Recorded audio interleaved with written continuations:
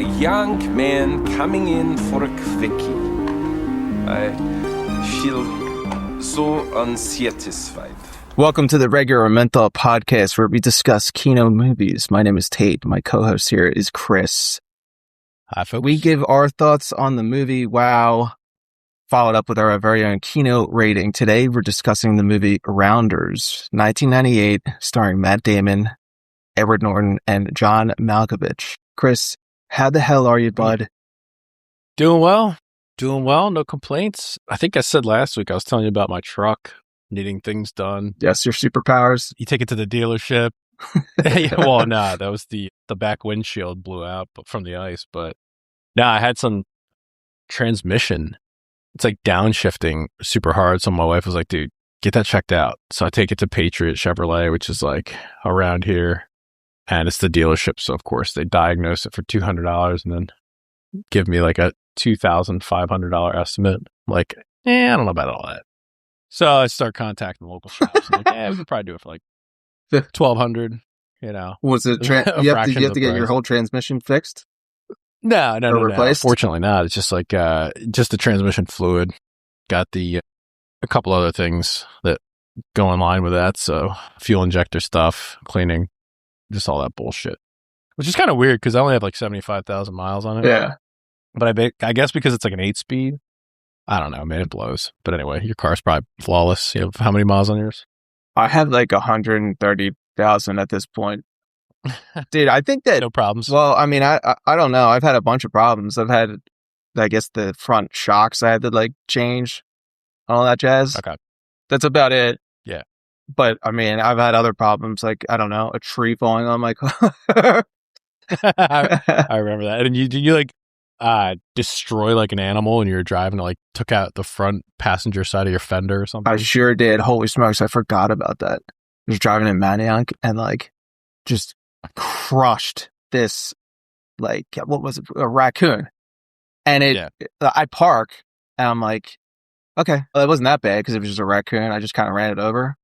Come back to my car the next day, there's a hole in the bumper, a giant hole.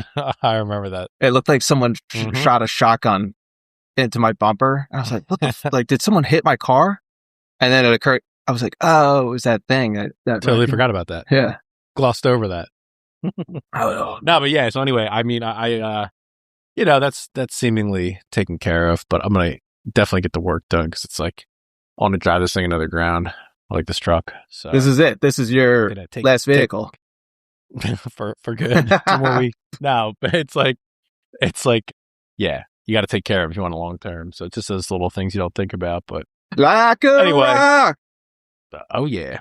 So that's all good and dandy. But other than that, same shit. How about you, dude? I'm just feeling electric. I feel so excited for the future. Go on. I mean, I think everyone's going to be like, next year, they're going to be like, do I even go to college? What do I go to college? What do I go to college for? Insanely expensive and it's not worth it. Yeah. Well, what degree are you going to get? Spend your entire career paying it off. Let's say you want to become a lawyer, right? Well, gee whiz, why don't I just put my law documents into the AI and have it figure it out instead and have it write law documents Funny up? You say that. It's funny you say that because I was talking to my barber. I don't even know if I talked about this last episode, but I don't think I did, but maybe I told you offline. He's like, yeah, dude, it's going to get to the point that why should I even have a tax guy 100%, when I can just put my taxes into AI, right? Whatever platform you use. And then they're going to have the most updated PA tax codes or wherever you live. And then it's going to spit it out and save me the most amount of money. That's correct. That's what I'm thinking about. So you're going to eliminate your lawyer. So, hey, I don't have a lawyer. I just walk in. I'll just yell grounds at the judge and my AI will tell me that that's okay.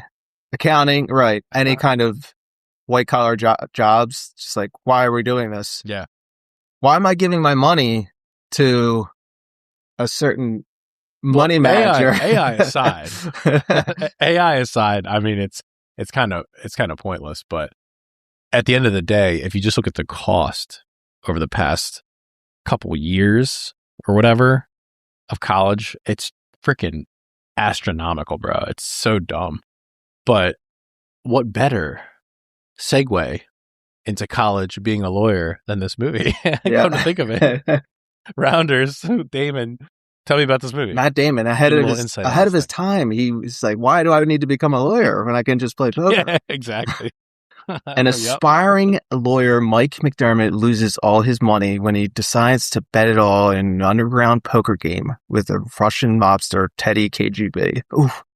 After promising his girlfriend he'd give up the game, he is lured back after his scam artist friend Worm gets out of prison. After Mike vouches for Worm for the debts he left behind when going in prison, the two of them have to scramble to get the money together. After the two get caught working together at a card game, they lose all their money again. With the clock running out, Mike's only chance is to play Teddy KGB again for all the marbles. Nice. Very nice. Hey man, poker. Hey man, poker. Yep. Hey man, let's play some poker. let's jump on DraftKings and play some poker. Do you ever do this, dude? Do you ever like watch a movie and just you realize at some point, oh, I know what they did here. I know what the writer did. He got this idea in his head of something, and then he built the rest of the movie around this just one central idea. For instance, the writer here gets it in his head. You know, I got this idea, betting it all, losing, coming back again, winning it all, right? And it's this idea of you can't win if you don't play, right? Yeah. And it's like, I must have heard that 100 times a day working at the beer store from, of all people, lottery customers. Oh, God, dude, all the lottery people? Yeah, dude. Yeah, well, you can't win if you don't play, right? You can't win if you don't play, bud. This is win pants douchebag talking. You can't win if you don't play. So, anyway. Yeah, it's $10 a week on Powerball. I mean, I'm not going to hit it if I don't try. Yeah, brother. Here, take this Bro, loose that leaf. shit's probably rigged anyway. Well, I mean, I didn't want to get into it. I don't want to get off on a total rant, but Epstein did win an $80 million Powerball. Wow, what a coincidence. No way. Oh, yeah. Oh, yeah. Serious? I'm dead serious. For years, I've just been saying it's rigged. That's confirmations, ladies. That's a rabbit hole. I don't know if we need to get it down on this. There's too much to talk about this episode. Maybe another time. I always said it was rigged because they would just never give someone like me $1 billion. Right.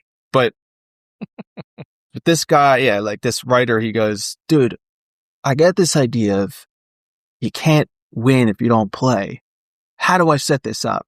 And the whole movie is just that. Yeah. Anyhow, that was my thought. Possible. Do you ever get that idea when you're watching a movie where you're like, oh, I know what the central theme here is? Yeah, all the time. Right, you're saying this dude was like a big poker player, and it's like, okay, let me create a love story around this, and then he almost gets killed, and yada, yada, yada. Yeah. But really just want to talk about poker, because you can tell throughout the movie his love for it comes through with Mike being like this poker phenom. Mm-hmm. You know what I mean? And it's like everything in this movie is the first and last scene. The 2 times he plays Teddy KGB, right? That's it. It's all revolves around that.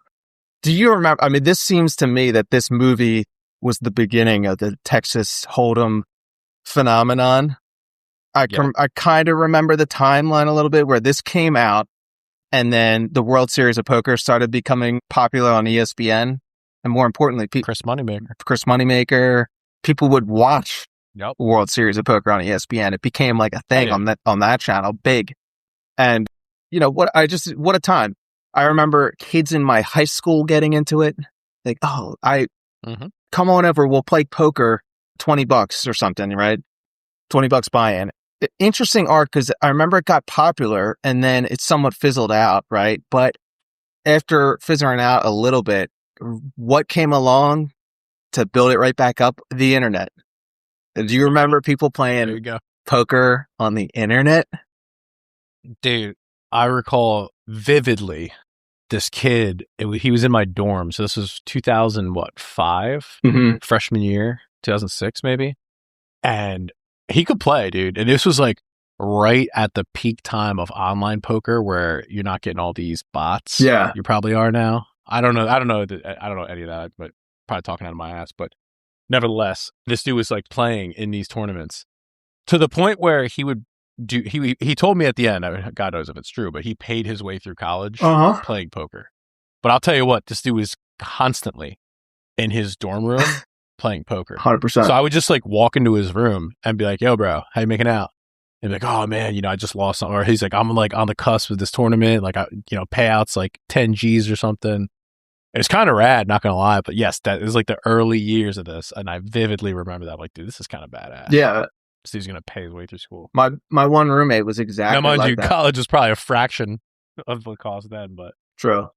My roommate was exactly like that, where I remember he lived in the basement of this house. I was in it with a bunch of guys, and he was in the basement, and he would play poker. He didn't have a job, and he played poker, and he'd be in 8 tables at a time. Yeah, dude. Yeah. And that was the thing. He was like a rounder online, where he would work these people that were, I'm into poker, and they'll get in these tables and just meet someone like him who'll just take their money.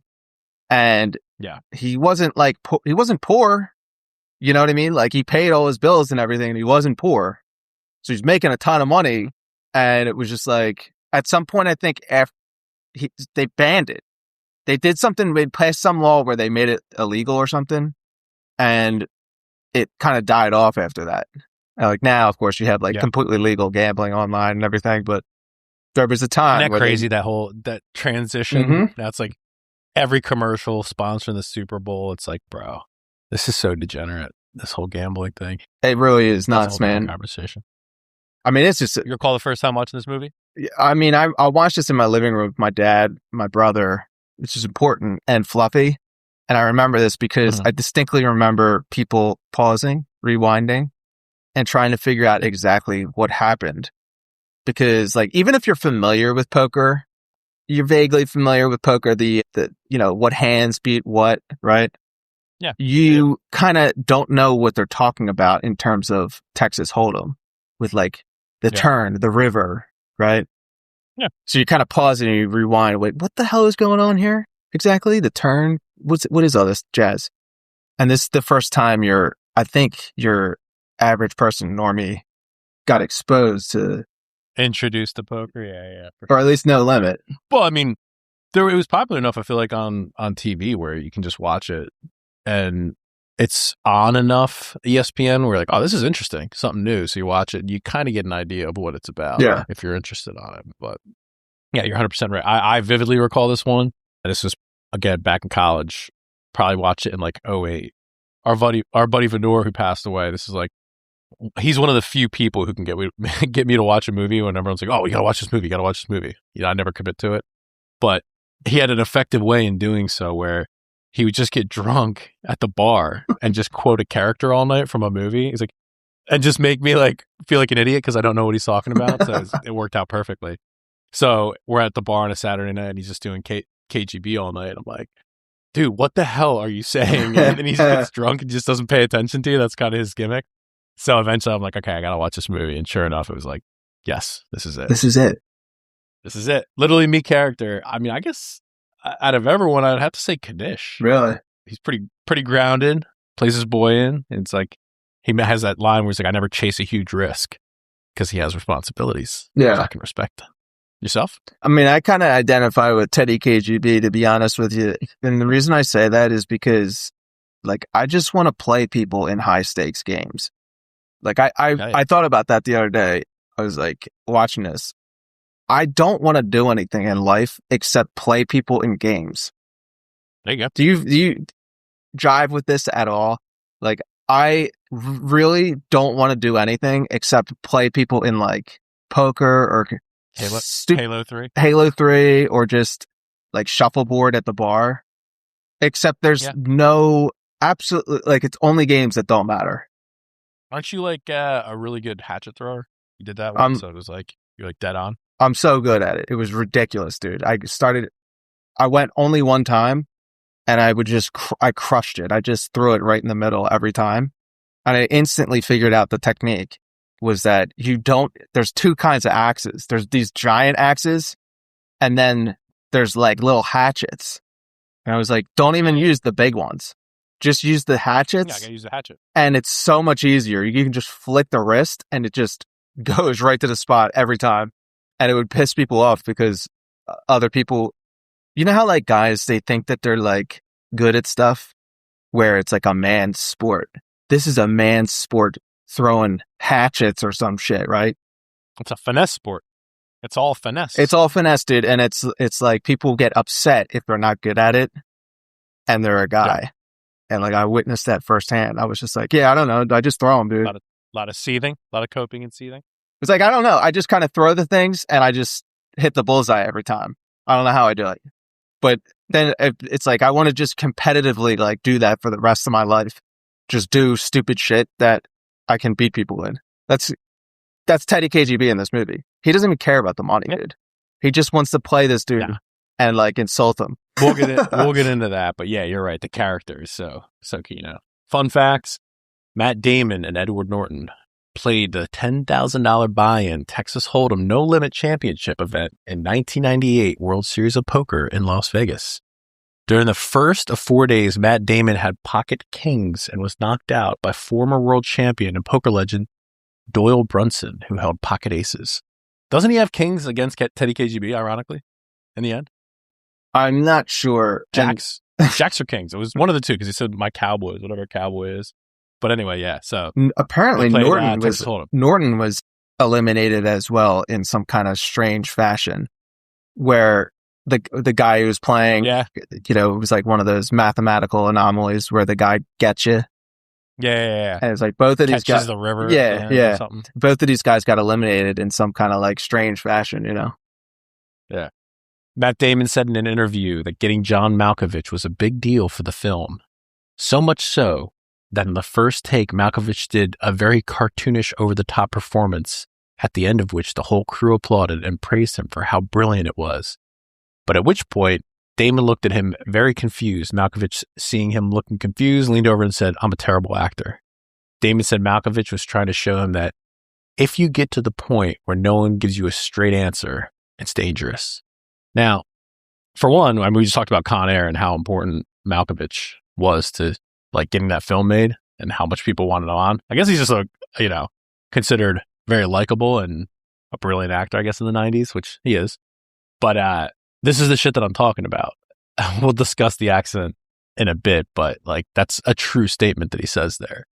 It's like you can just be like have a history of being a good actor and just pull off some bullshit like this and everyone's gonna be like, "Oh my God, that's genius." Yeah. This is cult. You know this is like cult behavior where people just become yes men on set. If you're Dude, I've seen it. It's aura, man. I've seen it on set.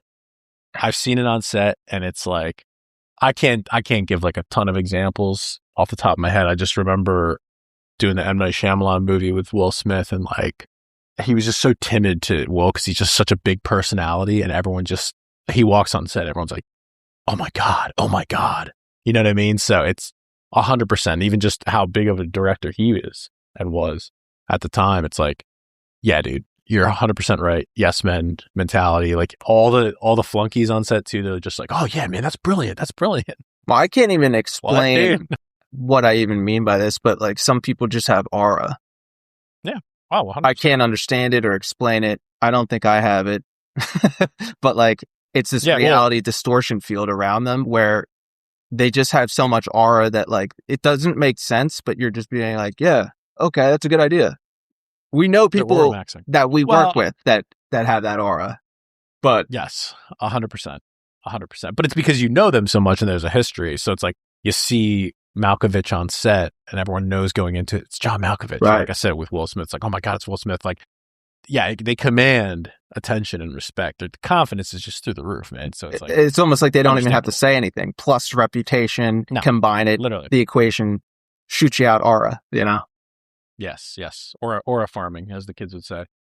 According to a Howard Stern interview, the film is partially based on comedian actor Norm Macdonald, your boy. In what way? Norm is a card player? I don't know. Like, that's all it said in the write-up. Think about that. If Norm is just going to be a lawyer at some point in his life, and then he became a card player and a comedian. Loosely based on Norm Macdonald's life. Well, what's the character name? Mike McDermott? Yeah. Well, there you have it. So perhaps. Keynote scenes. Let's jump into these because we got a bunch to go over. Intro, to me, is done right. It just introduces you immediately to these two juxtaposing characters. Damon's like this hot shot, smart kid, but he's naive in the poker world. Then you got your boy, Teddy KGB. He's like kind of the main villain for all intents and purposes here. So like it just immediately get hit with the two of them. Also, on a side note, I want to throw out there, John Turturro is Kanish. What are your thoughts on this guy? It's nice to see him with like a subdued role kind of vibe. I like it. Dude, he does such things. He's always over the top. Well, you're correct, yeah. And I was curious what you meant by like subdued. But yeah, he's kind of like this even-keeled character, like you were saying earlier. And if you notice with his eyes, he makes these like slight like acknowledgments with his eyes. Like, yeah. And says it all. It's like he just doesn't have time for the nonsense that's going around him, Exactly. Because he's seeing it. Yeah, they had that. And I'll get into this further, but all these scenes are very, very meaningful. It's a 2-hour movie, but even the scene where the 3 scenes where he just keeps trying to tell Mike, yeah, dude, drop this guy. Mike's like, nah, I can't. He's my best friend. Mm-hmm. It's like, I told you. But he doesn't give him shit about it. Even when Mike pops off on him. Another thing that he does though is his mouth when he talks. His mouth barely moves. Yeah. Did you notice this? Yeah. I mean, these are the kind of things where you're like, is this a conscious choice? Is this what the character of Kanish would do? Or is it John Turturro's mannerisms? Right. Which, I don't know. Because like I said, he's always over the top, so it's kind of hard to tell. This scene here, Mike comes back to his apartment and tells Joe that he's in line for a clerkship because he read one of the judge's hands blind in the judge's card game that they're having. He was dropping off documents to the one judge. I just want to point out that, I think Gretchen Mol was perfectly cast in this role because she plays this girlfriend who is like really attractive, but also she doesn't want to see Mike get back into gambling. Like she loves him to death, right?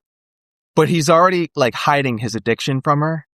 And he brings up the card game and he's just like, hear me out. Hear me out here. It's already like defending himself. And it's because it's this battle between the square life and what his passion is, right? Mm-hmm. In order to set up this kind of choice that he has to make, they have to make her this super appealing, comfortable choice. Okay. They have to be like, hey, if you don't go back to gambling, you will become a lawyer. You will probably marry this beautiful woman and have just a fantastic life for yourself. Right. But you'll always be wondering in the back of your mind, what could have happened? What could I have done with my powers in playing poker? Right. But it's like, I don't even know how to say this without sounding insane. She's not so hot that he's being tempted because she's hot. Does this make any sense? This is why you're saying this. No, it does. It absolutely does. And this is why you're saying she was casted perfectly, correct? Exactly. She's like, because I was gonna throw out there, is she hot? Okay, and then you bring this up, but I think that this might even sound crazy too. But she's like 90s hot, right? She's the woman that you want to get married to and start a family with. Well, what I was saying is, watching this back, I'm looking at this character, I'm like, or this actress, I'm like, dude, she's pretty. This is a powerful thing because like, there's probably people that are listening to this and are like, what is this guy on? What kind of crack is this young man on? It's like, I don't know if people realize like this guy, Mr. Chris here, co-host, is like a Giga Chad. Okay, I don't know. No. His barometer might be off a bit. I don't know. The barometer I'm critiquing it is because it's supposed to be Hollywood. Okay, you got at the time these two top of their game actors, Edward Norton and Matt Damon, right, leading this role or this movie. So it's like, okay, they're peak right now. But I'm just saying when they bring in the girlfriend, it's like I don't, like you said, maybe she's supposed to be casted as not too hot.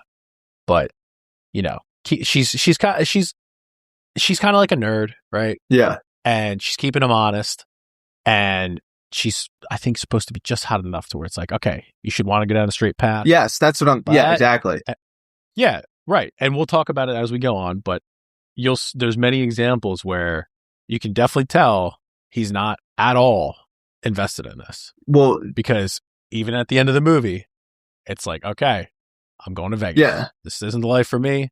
And he's selfish throughout the whole movie where she's like, okay, what about us? What about us? What about us? It's like, she doesn't even push him too hard. She's not like on his ass about it.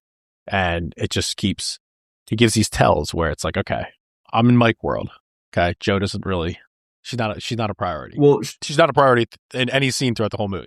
She's the girl you bring home to your parents. She's the girl she's the one. She's going to be the one you marry. And she is the straight and narrow life. Yeah. And he has to that's why the choice is that much harder, because he realizes what he actually is giving up. When she leaves him later, he kind of says to himself, like, damn it, like, nah, she was a good one. And like, it really does make it more of a difficult challenge when you're having to deal with this woman that in your mind is like the one that's on your life path, the one that you see a future with, as opposed to just some random hot chick. Like, if it was just like a random, but he's not super hot chick, then it doesn't matter. Hot or not, it really doesn't matter anyway, though, because hot or not, it's not a priority to him. He's very narrow view, focused on what he wants to do. Yeah. And a relationship, let me put it that way, a relationship isn't a priority. And we'll get into a bunch of examples of why that is. So very next scene, Mike goes to pick up Worm from prison. Worm, played by Edward Norton, first seen playing hearts with these three black dudes in the prison and winning smokes off them. On his way out, he talks shit. Black dude lightheartedly threatens him, and Worm says, "Not in this lifetime. Enjoy your time." And I'm like, dude, Worm is the guy who would be somehow unafraid to just talk shit to like the toughest dude that you know. And eventually it's going to get him in trouble. It's just absolutely zero self-preservation whatsoever. And it's just like a defiant character raging against the fact that he is this 150-pound dude that no one respects. Mm-hmm. So he represented... Fun fact there. Go ahead. Real quick, fun fact is he wins the smokes and doesn't want to give them back to him. He's like, these things will kill you. They wanted to have Edward Norton smoke, but he's like vehemently against smoking, so he refused to do it for the role. Which is a toothpick, and he's always eating and shit. So, yeah, I thought that was funny. Not to mention he throws the cigs out when he leaves the prison. He just won't even let he won't even let these dudes have the cigs. He just leaves with them. Nope. And throws them out. Well, he gives them a few back, and then he just takes the rest that he had, and just tosses them. So like Worm represents a different temptation for Mike, where it's almost the complete other side of the spectrum. The temptation to take the easy way out and go all in on being just a degenerate scammer.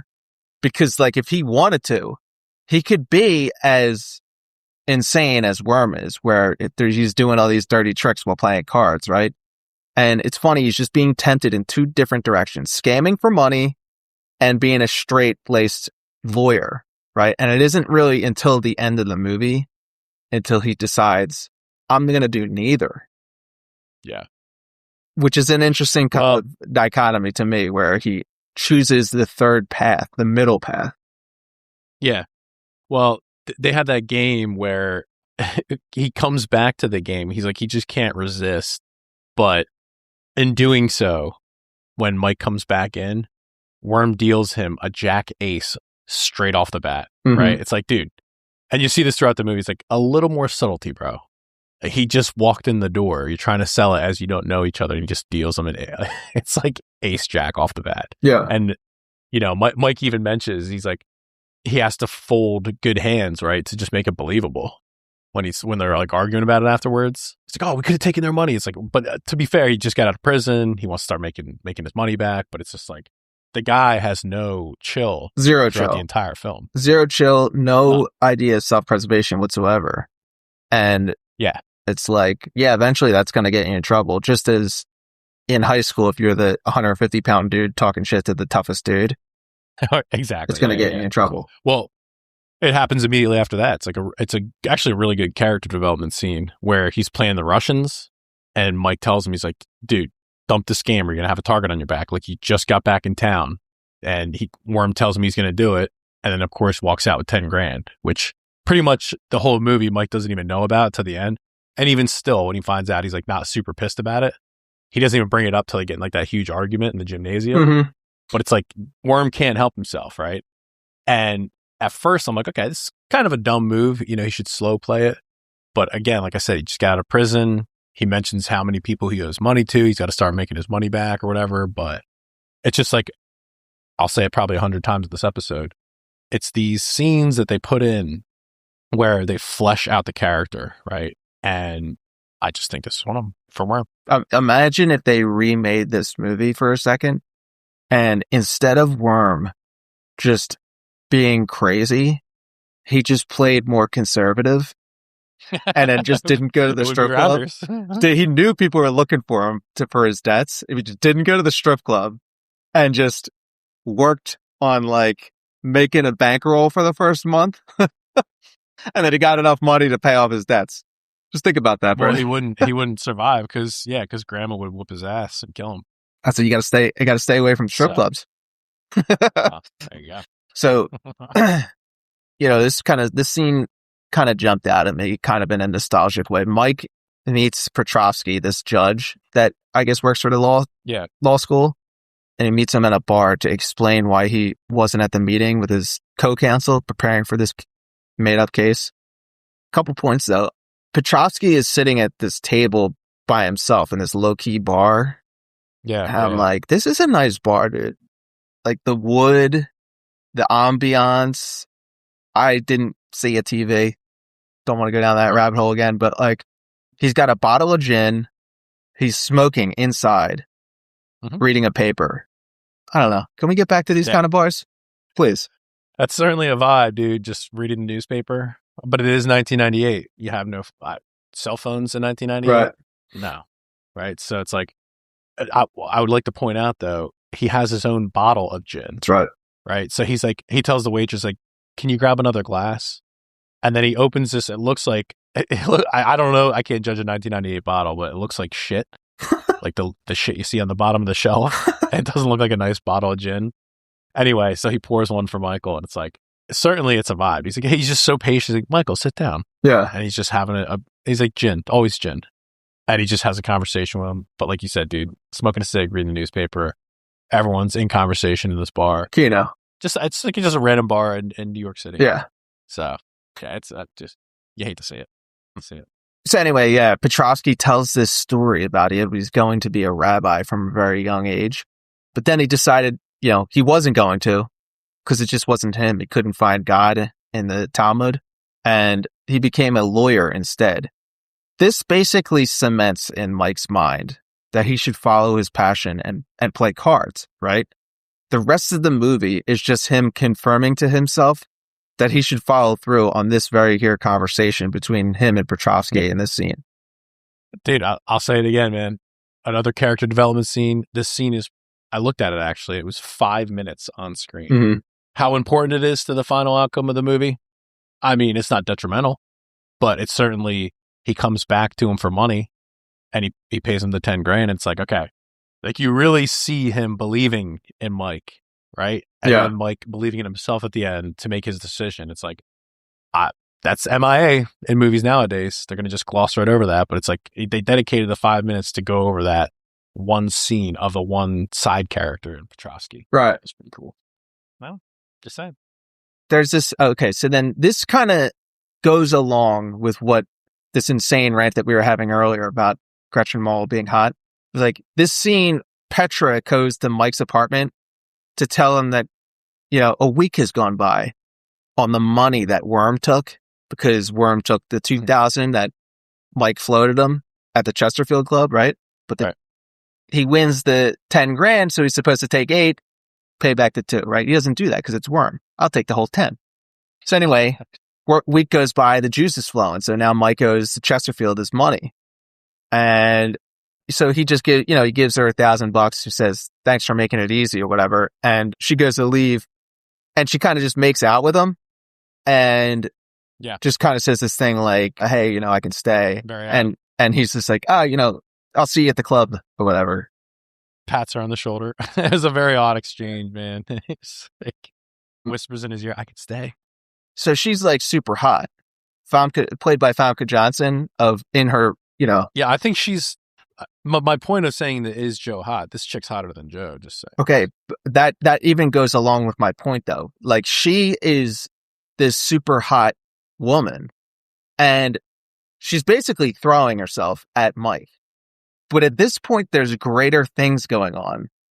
Mike doesn't see himself like living with this woman. Mike doesn't see a relationship with this woman. Yeah. Right? And he's not a gooner, bro. So he's focused. Yeah, and so she doesn't represent in his mind this kind of choice going on. She doesn't represent the straight and narrow path. So he kind of just, I mean, there's a ton of other things going on in his mind and everything, but he kind of just says no. But it's almost a huge contrast between her and Joe. Joe is the one that he sees having the rest of his life with, and she is just this hot woman that is coming onto him. And it's kind of just that maybe they put this scene in just to have that much more of a contrast where he now knows how much he's losing by making the choice to play cards when he's losing Joe. Mm-hmm. Well, Petra's a lifer, bro. A poker lifer. A lifer. She's a lifer. She's a lifer in the poker world.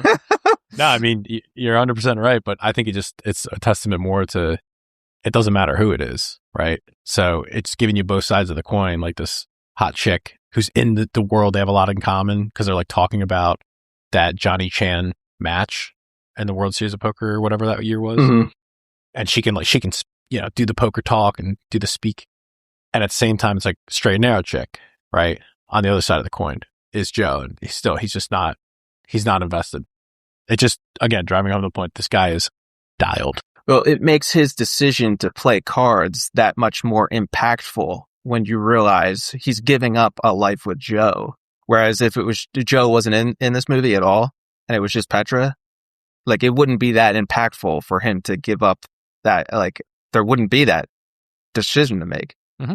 So he would be like, yeah, I'm just going to play cards, right? They have to make Joe this, like, perfect woman vision mm-hmm. in order to make his choice that much more, you know, thoughtful and impactful. That's what I'm getting. Yeah, I agree. Mike and Worm, they go to meet Grandma to renegotiate the debt, and Worm starts popping off, and Grandma freaks out, and it forces Mike to vouch for Worm. So now the whole debt is on Mike's head. And I'm like, this guy, right. My God, this dude's a good friend to Worm. You know, even when everyone seemingly gives hints to Mike, like, yo, dude, ditch this guy. He's going to bring you down. Everybody. He's going to, everybody. And it actually damn near almost happens that he's the reason. It doesn't matter. Mike still stands by him, even though everyone kind of just is like, this guy's an asshole. No, he's certainly a good friend. He's ideal. But Worm, dude, he is quite literally a worm. It's like, you think about all the times in this movie that he just plays him out. Yeah. It's criminal how many times but he's open about it. He's like, that's who I am. That's the way I think. I don't think like you. You know, it's like when they get kicked out of the cops game. But more important in this scene, I think, is the character name Grandma. Epic, for one. And then also, he stands up and he's wearing this like bright red onesie undergarment. Yes, dude. Like, it's like, looks like Santa Claus. I need one of them. He's got this like old school pork pie hat. Yep. It's like, what am I looking at, dude? This is a vibe right there. Yeah, dude. His outfits are just incredible in this movie. His style, his demeanor. Yeah. He's certainly got all throughout an aura, if you will. Mm-hmm. Yep. So Mike walks in this cop card game and goes to the bartender and asks for Sean Fry. Did you pick up on this? That bartender just has a cig kind of just hanging from his mouth, like hanging on the last possible inch of his lip before it's about to fall off for this whole exchange. It's like he lets this thing dangle from his mouth and he's asked a question. He pauses. He looks over at the table, pauses again as if to contemplate if he should. and then he points in the right direction. I think we have the extra of the movie right here.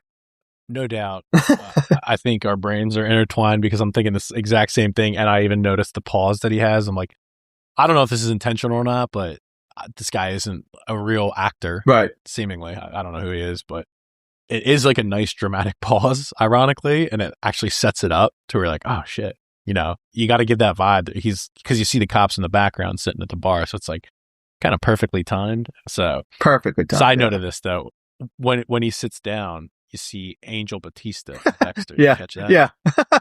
I can never remember that dude's name, the actor, but I'm like, he sits down and Batista's just chilling there. I'm like, nice. Yeah. Very nice. But yeah, dude, this is like I said earlier, it's like the fourth time in the movie that Worm jams Mike up. They get the shit kicked out of him.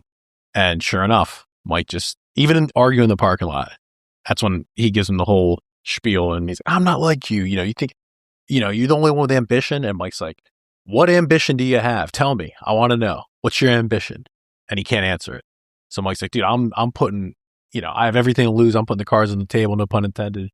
And you're just screwing me left and right. Yeah. Because you can't just, you have no chill. So, yeah, man, Worm, what a character. Worm, you're right, though. It's like fourth time in this movie. Yeah, it's criminal, dog. Straight up. So, yeah, Mike shows up to the Russian bath to meet with Kanish to ask to borrow $15K. Kanish is like, no. But then kind of just berates him for not following his advice. Because it's how many times in this movie is Kanish telling this dude, like, yo, dude, like, you don't have to be doing what you're doing. You can just be making a solid income, right? And finally, up to that probably like 2 or 3 times. Yeah, it's a couple times. And I always just feel like Kanish couldn't read the situation correctly. Like for some reason, he sees Mike as this friend who he's trying to turn into another rounder to make a living, right? But that's not who Mike is, right? Mike actually is a top player who's going to make a living making big bets. So you could see Mike being at the World Series of Poker on ESPN, a Phil Hellmuth, and I forget the other guys, but you know what I'm saying. Chris Moneymaker, Johnny Chan, right? Johnny Chan, one of the top guys. That's who Mike is. He's not a guy just making, you know, rent money, playing 8 tables and sitting in your basement all day against people online.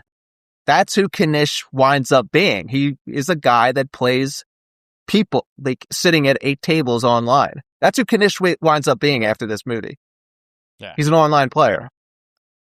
It's very rare on this podcast, but I'm gonna have to disagree with you on this one. Yeah, I think Kanish is like, yeah, nah, dude, I'm not gonna give you the money because I've explained to you multiple times since Worm got out to drop this dude. If you're not gonna listen to me, he even went playing against the one game. He's like, I'm just gonna watch. You know, I don't want to. You know, I know Mike's trying to make money, so he kind of plays him in. Well, I mean, but then he's like, yeah, I have responsibilities, my friend. He's like, I got rent. I'm running this other business or whatever he was doing, or some kind of whatever deliveries or something. A truck, yeah. And he's like, I have kids to feed. So you taking 15 grand from me is a huge risk because you didn't listen to me and you didn't dump this idiot who's now put you in multiple situations. And now look at your face. You're all jacked up because you got the shit kicked out of you because you don't listen to me because Worm is a worm. So I'm going to disagree with you there. Kanish had every right to be like, nah, dude. You're not getting the money. Well, I don't blame him for not giving him the money, but but he did kind of then be like, "You don't listen to me. You're doing things wrong." Blah blah blah. And then Mike pops off back. He's like, "Listen, I don't need you to tell me that I fucked up. I know I fucked up." Blah blah blah. Right? But even Kanish doesn't even get mad at that. He's just like, "Listen, I can't do it." But he does wish him luck at the end of the day. He's like, I wish you luck. I wish you luck. Find the money. Go for it. You know what I mean? So, now I hear what you're saying, but I can't blame Kanish for, you know, it's like, we'll get to it, but he doesn't have the belief in him that Petrovsky does when he lends him the money. Right. You know, he sees something in this kid. Kanish might see something in him, but he's been on the table. Okay. He knows, you know, you catch some cold hands, some cold cards. And even the best of them can get wrecked. It's true. And that's what it is. Kanish calls it a pipe dream when he says to Mike, hey, you know, you going out to Vegas or whatever, it's a pipe dream. And then Mike pops off back. He says, it's not a pipe dream. And he tells the story how he sat with Johnny Chan randomly in AC and beat him on a hand by bluffing him. And that is one thing I always remember from this movie is this line where it's showing this happening with Johnny Chan versus Mike. And he goes, "Did you have it?" And then Mike hits him back with, "I'm sorry, John. I don't remember." I always remember that from this movie. I don't think that's Johnny Chan, but if it's not him, they cast this dude who's like jacked and huge to play him. And I looked him up afterwards, like, is Johnny Chan that big? I definitely don't think it's him, but I could be wrong. But it's just, yeah. So, but more to the point is, with Kanish, is he's saying it's a pipe dream, and he hits him with a story. Was like, "Oh, I beat him on one hand," but it's like, bro, you're talking about going out there and doing this for a living. Like you beat the best one on one hand, right? That's not exactly a retirement plan. You know what I'm saying? So call him conservative, Kanish, but he has a point. Yeah, but you know what, dude? This is one of the things I think about with games that don't matter. Like any of these games in the Olympics or poker or cards, how would you know that you're not one of the top guys? Like how in the hell would you even know that you're not a top guy at poker unless you go out there? And this is where the gambler you have to have the balls to do it. Yeah. This is where the gambler mentality of you can't win if you don't play jazz. This is where it comes into play because like how does one become a bobsledder? How does one become an air pistol Olympic person? You would have to do that from when you were a kid or something. Like I could be the Michael Jordan of the luge, but I would never know because I would never do that shit. You know what I'm saying? Like, I feel you. Mike has to go by playing Chan here because he just outplayed him. And it was, sure, you never know what could happen. This could have been a fluke or whatever. But in his mind, luck doesn't exist in this game. It's all skill. Yeah. And, I think at a certain level, you got to be like, maybe I do have to give this a shot. Maybe I have to take a risk. And that's what this movie is really all about. It's like, when do I actually take the risk? Well, not to mention he's got that dog in him. And like I said, throughout the scenes in this movie, it's like he's not going to be sidetracked. He's not invested in anything else. So it's like that's going to take over. So no matter what anyone says or happens, it's like he's going to go to Vegas. He's going to do it. Yeah. Inevitably. So yeah. So he's down $15K and he goes to Petrovsky and asks him for a loan, right? And Petrovsky gives him $10K and he makes his way over to Teddy KGB's place, right? He notes he has 8 hours until he owes the debt. So technically the $10K is still his. Right. Mike says, in the meantime, I got $10K now. I'm looking for a game. Teddy gets up, explains the rules they're playing under. And I love that Teddy is just a gamer.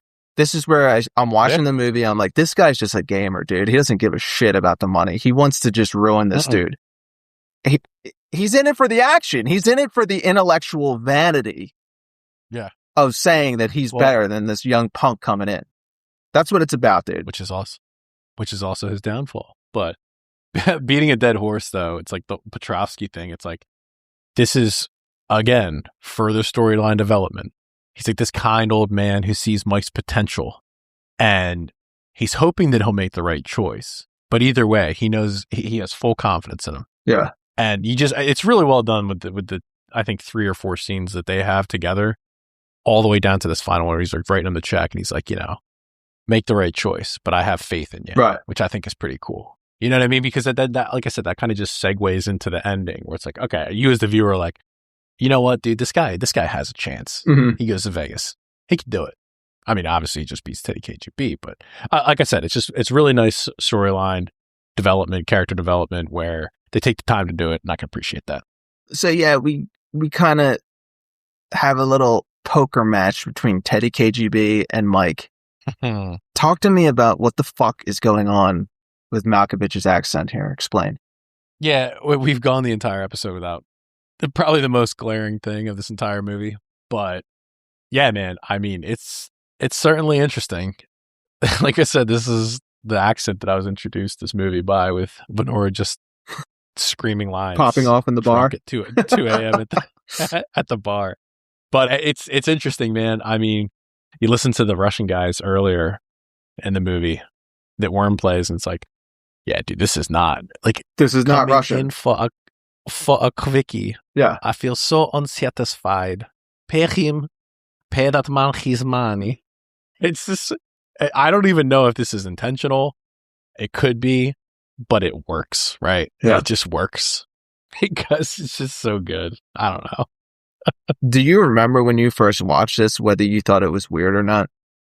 Because it was our buddy Venora, who's weird in general. I'm like, okay, this isn't that crazy that he thinks this rules. So I'm just going to go with it. And then I watch, I'm like, okay, this is really good. But it doesn't stand out. And I'm like, all right, I don't know, man.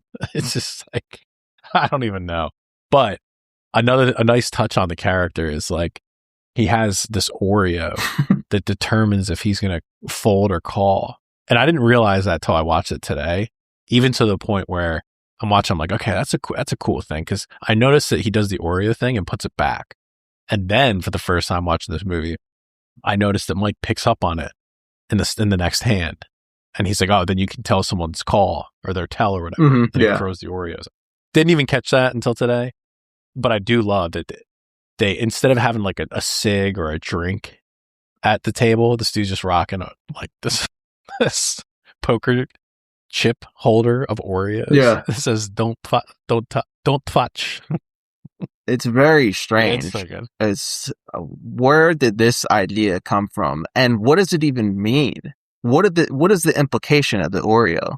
Does it mean that he's gonna hold or call depending on what side the icing falls on? Does it mean that he's going to, that the person he's playing is bluffing or actually has the cards? You know, I was very confused about the inner workings of the Oreo scene. I mean, the only thing I got out of it was when he does it the first time, he has the Oreo and he tries to twist it and it's firm. Yeah. So he doesn't have the hand, so he folds. And I guess Mike bluffs him.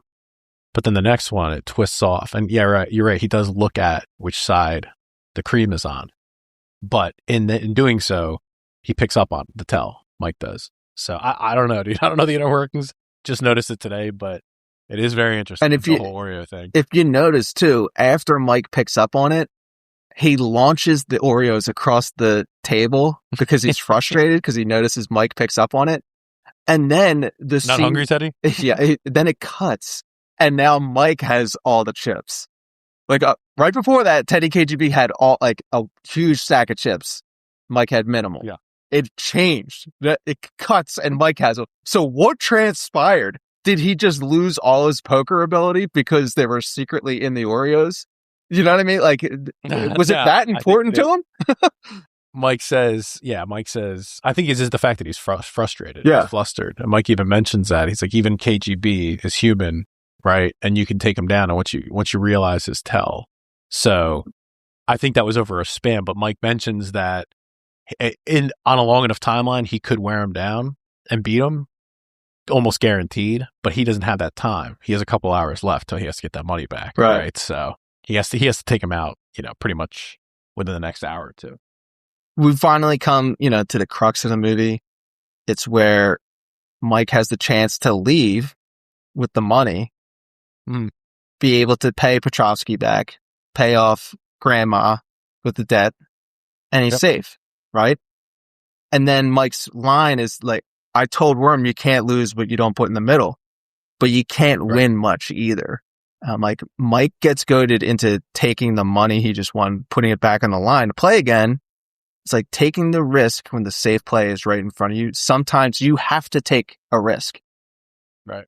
Because if you take the safe play, you'll be stuck doing it the rest of your life. Yeah. Depends on your situation, I guess. I don't know. Worm represents the risk play all the time. He takes a risk literally all the time. Ultra risky. How's it working out for him? Eventually you'll lose. How's it working out? If it doesn't work out, he loses. Eventually you lose.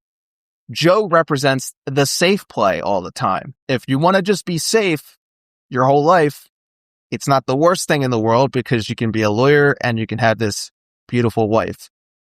Yeah. But then You're wondering what could have been, right? Yeah. Mike, in the end, he chooses the balance. Take the calculated risk. Now, although I don't know if you could actually argue whether this risk he's taking here is that calculated, but the point, it could have been very suicidal. The point is, at some point, you have to take risks if you actually want to do what you want to do in life. True. That's true. So Mike then goads Teddy into going all in the same way that Johnny Chan goaded Seidel from the 88 World Series of Poker that they were watching in his apartment into going all in. So Mike wins. Teddy flips out. Mike talks shit saying he can bust him up all night.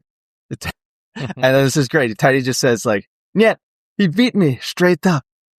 Straight up. Pay him. Nah, dude, that was something I kind of caught. I was like, Mike wins and he starts antagonizing Teddy. Yeah. Right. He's like you said, you satisfied now, Teddy? Because I could go on busting you up all night.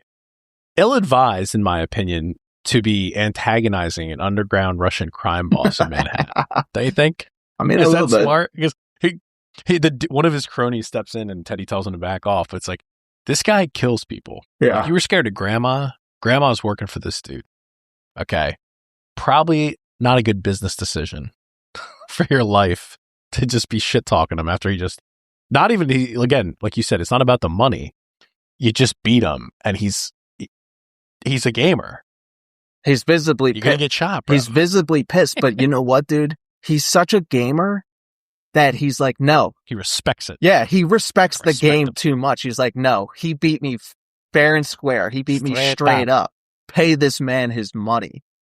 That's how much he respects being a gamer, because he is initially pissed, but he's like, no, I respect the game too much. Pay this man. Oh, yeah. Ending scene, couple takeaways here. He gives Joe the $10,000 cash that he owes Petrosky.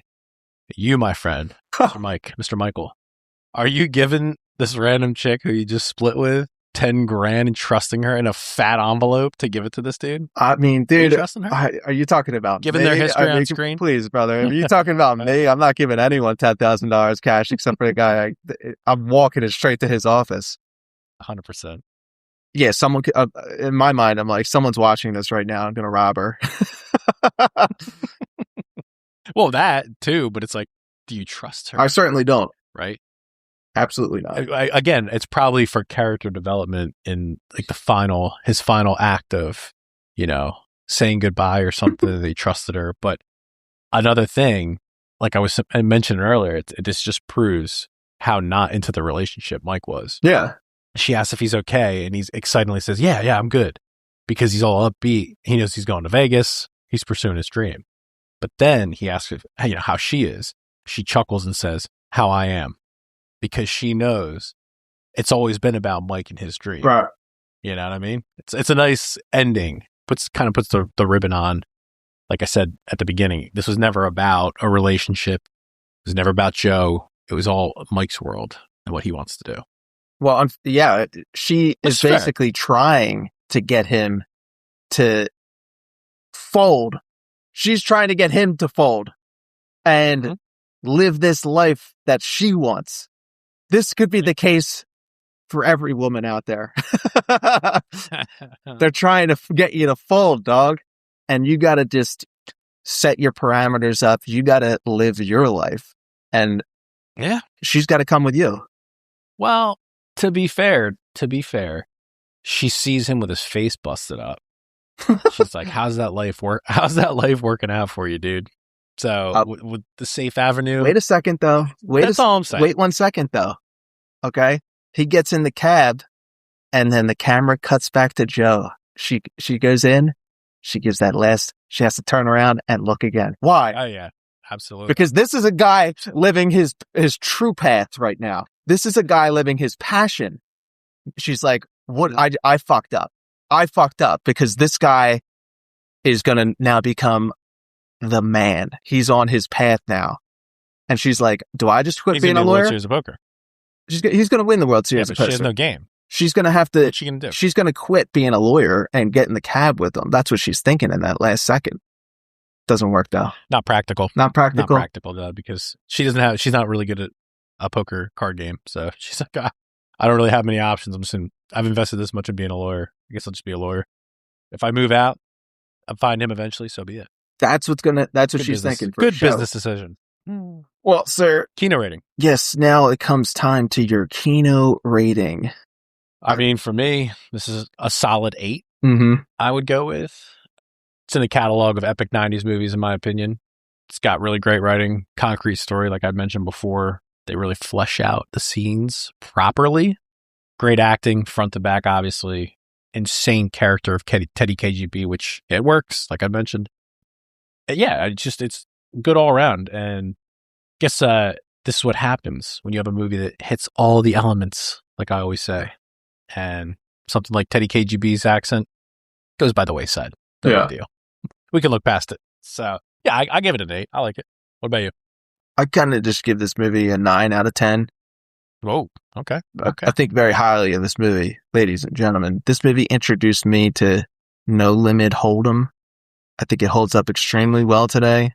And it shows you how poker is a metaphor for life. And the strategies you use in poker directly translate into everything else that you do. This movie isn't about poker talk. It's about life.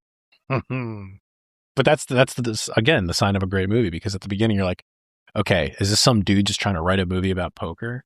But it's done so well that it's like, nah, dude, it's about life in general. It's about life, brother. Yeah. Amen, brother. Next week we're giving the podcast introduction to Uncle Mel Gibson. Oh yeah. A directorial role though with the movie Apocalypto. Wow. Very nice. Very nice. Till then, catch you on the next one.